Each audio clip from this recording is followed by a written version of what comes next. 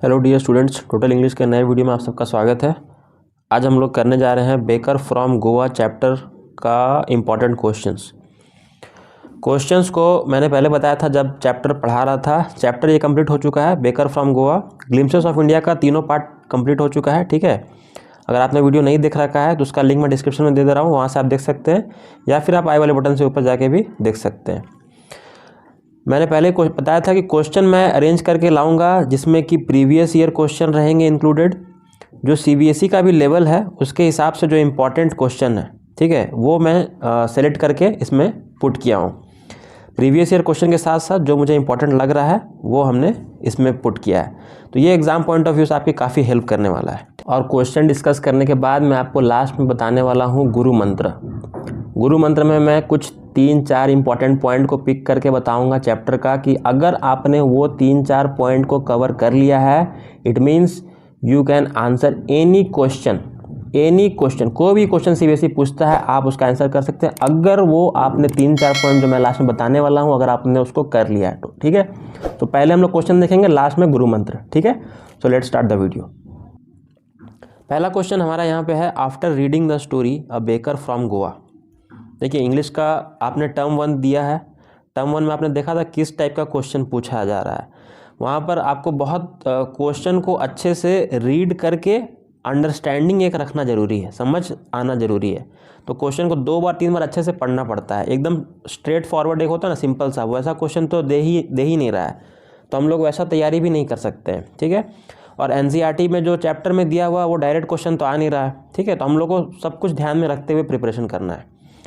तो क्वेश्चन को ध्यान से पढ़ेंगे।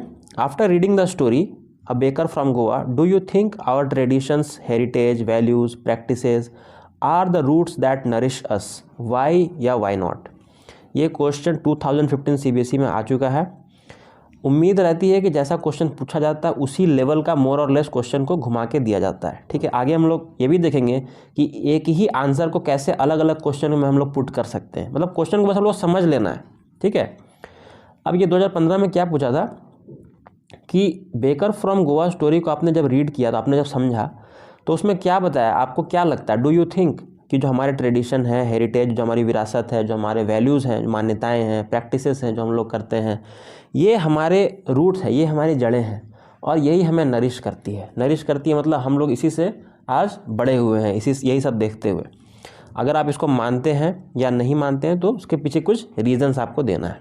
ठीक है, तो थोड़ा तो आपको चैप्टर से रिलेट करना है और थोड़ा बहुत हमारे वैल्यूज़ और ट्रेडिशन के बारे में भी बताना है, क्योंकि ये जो चैप्टर है बेकर फ्रॉम गोवा, इसमें हम लोग क्या देखते हैं कि जो बेकरी का ट्रेडिशन है, केक मेकिंग का, बेकरी का, ये हर चीज़ में वो लोग इसको इंक्लूड करते हैं, चाहे वो नॉर्मल डे टू डे चीज़ें हो या वो कोई स्पेशल ओकेशन हो। तो ये उनका कल्चर का एक अभिन्न हिस्सा बन चुका है, जिसको इंग्लिश में अगर हम लोग चाहे तो लिख सकते हैं इनएविटेबल पार्ट। ठीक है, अभिन्न हिस्सा बन चुका है।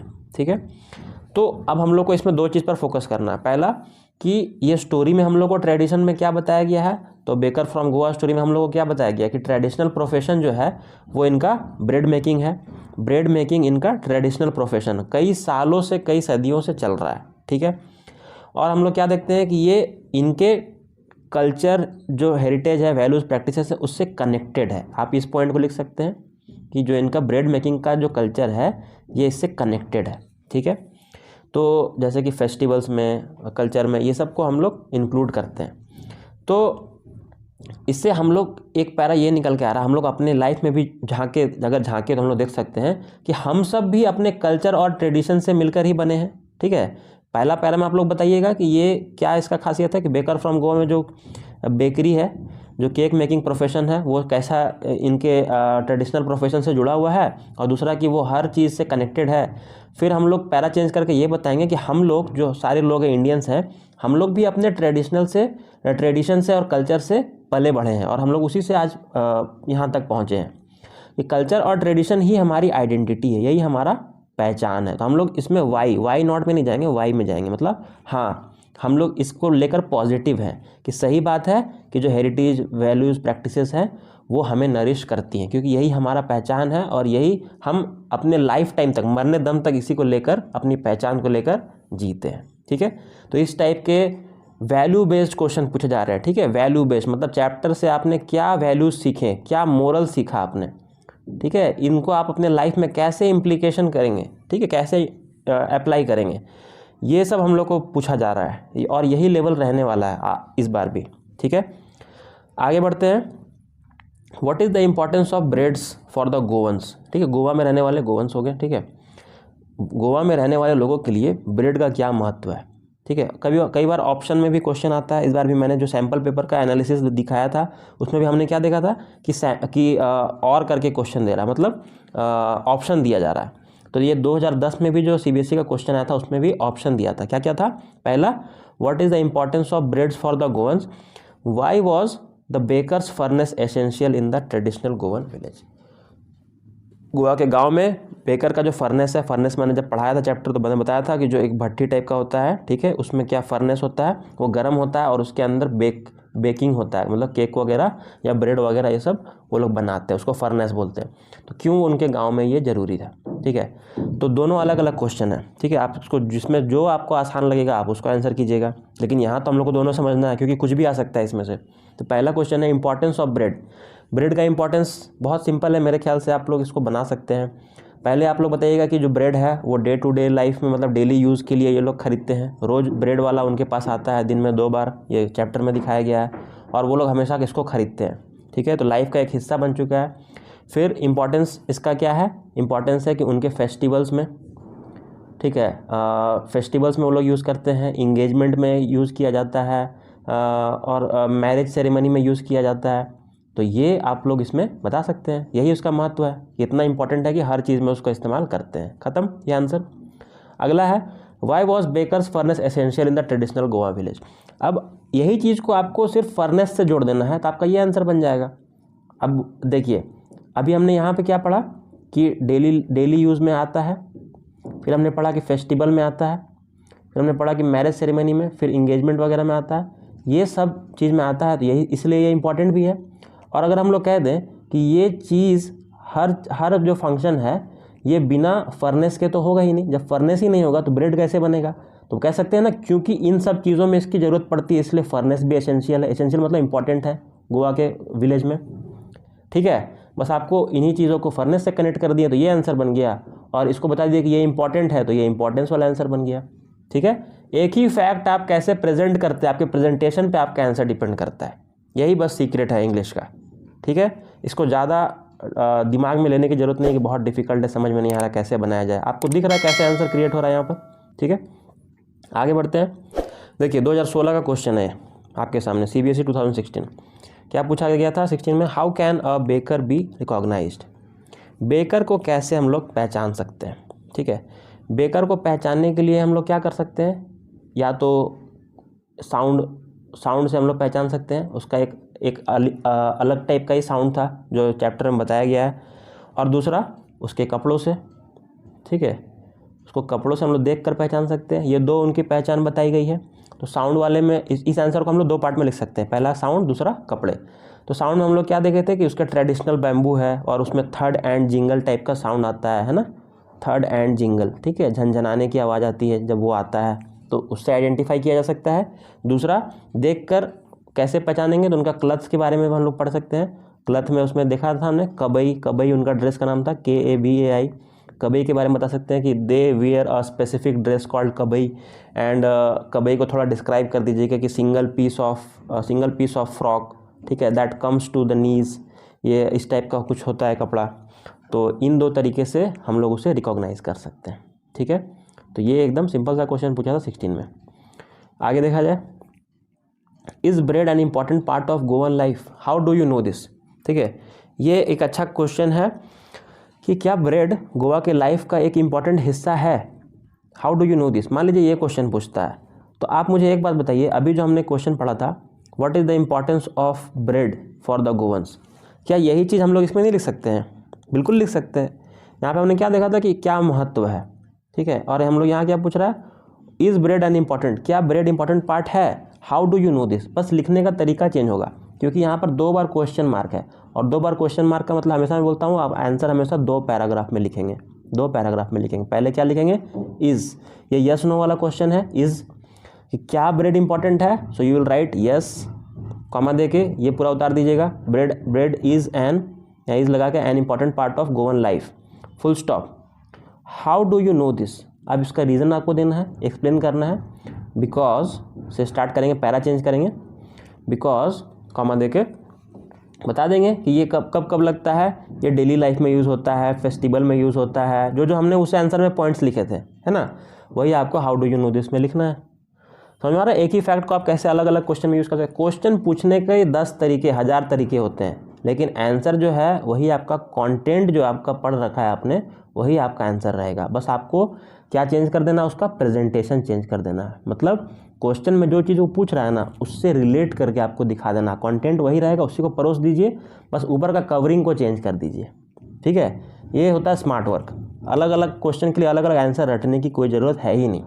ठीक है, और लास्ट में मैं आपको बताऊंगा कुछ ऐसे पॉइंट जो कि आपको इंपॉर्टेंट है इस चैप्टर से। अगर आपने वो 2-3 चीज़ को कर लिया तो आपका पूरा चैप्टर कंप्लीट। ठीक है, अगला लास्ट क्वेश्चन है आज का। Baking was considered essential in traditional Goa village, what reasons does the writer give to support his point. कहा जाता है, क्वेश्चन को समझिए पहले, थोड़ा लॉन्ग क्वेश्चन है, लॉन्ग क्वेश्चन सोच के डरना नहीं है, समझना है उसको।